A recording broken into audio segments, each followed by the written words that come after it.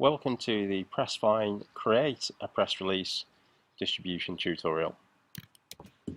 Okay, so we will start at the top of the menu in the Releases section. So if we just click that top tab, you can see that's a press release I've already written and it's saved as draft. I can create a release by simply pressing the orange tab which says Create Release.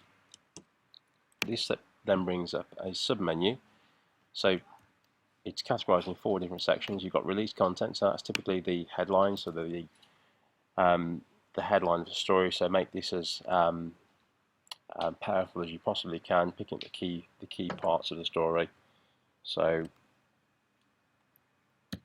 man bites dog. That's a fairly unusual headline. Content, that would be the body of the article. Make that interesting and relevant. Try not to bore the journalist, so keep it punchy. We usually advise people to keep it below 600 words.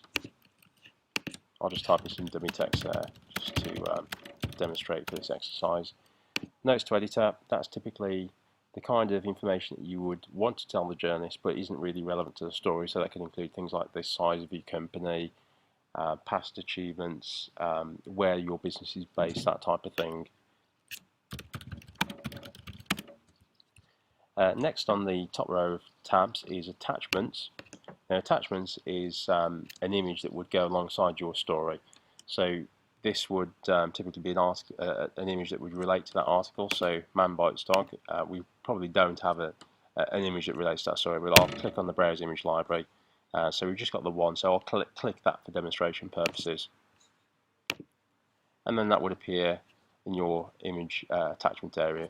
You can change and edit the caption if you want, or you can remove it and start again. It's entirely up to you. When you're happy with that, just press the Save button, and you can preview it here. So that's what it looks like. Headline of the company, so that would be your logo, headline, body text, ends, notes to editor. Now that's actually missing some information, so I'm going to go back to that previous page, and we're going to look at the personal greeting. Now, what is a personal greeting? A personal greeting is something which, if you wanted to, if you knew the journalists, or if you wanted to really highlight something in the story which isn't in the first paragraph or two, what you could do is put a short message to the journalist. So you could put dear or hi, however you want to introduce yourself. The first name, that would pull up the first name from the record contained. So if it's a media contact, it would be the first name of the contact that you've bookmarked, or private contact the same. I would like to draw your attention to an interesting, and the release goes on. So you could make that perhaps 1 or 2 lines just to get the interest of the journalist. When you're happy with that, there's only one more tab left, and that is Press Office and Social Media.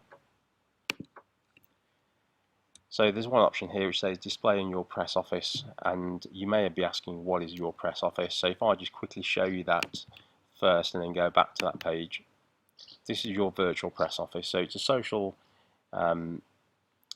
media press office which allows you to put all of your news content on. So as you're writing your press releases, distributing your news, you can also update your news page at the same time. So we're going to display on the press office. We'll choose the date to be published. We'll choose today. Office SEO, that's just for the purpose of Google and search engines to be able to find your story once it's published.